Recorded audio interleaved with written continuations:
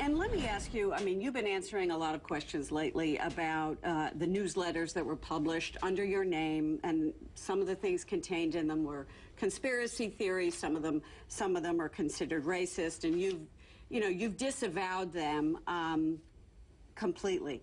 But they were called the Ron Paul Report. And did you read them at all when they were published during those years? Did you ever sort of take a look at it and say, you know what, this isn't what I stand for? Not all the time. But you did read them? Not all the time.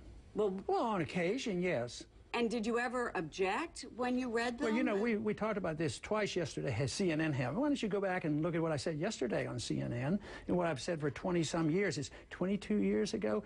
I didn't write them. I disavow them. That's it. But you made money off of them. I was still practicing medicine. That was probably why I wasn't a very good publisher, because I had to make a living. But would you give it back?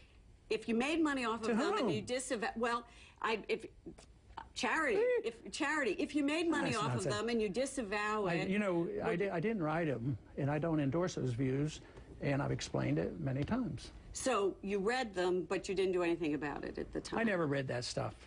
I've never read it. I was probably aware of it 10 years after it was written. And it's been going on 20 years that people have pestered me about this, and CNN does it every single time. So when are you going to wear yourself out? Wouldn't you say it's no, but when are you going to do that? Is it legitimate? I mean, is it a legitimate question to ask that something went out under your name? And when you get the answer, it's legitimate that you sort of take the answers I get. You know what? The answer is, I didn't write them. I didn't read them at the time, and I disavow them. That is the answer. Well, it's just a question. I mean, it's legitimate. It's legitimate. These things are pretty incendiary. You know, because of people like you. No.